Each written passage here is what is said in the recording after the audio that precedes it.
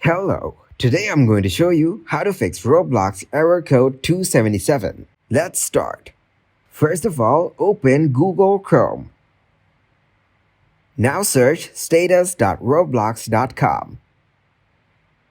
Make sure that the Roblox servers are up and working when you're getting the error on the app. Now open the Settings app on your phone. Go into Apps. Search for the Roblox app. Go into Storage Usage and click on Clear Cache. Now clear the data as well. Uninstall the Roblox app from your phone. Now you need to install it again.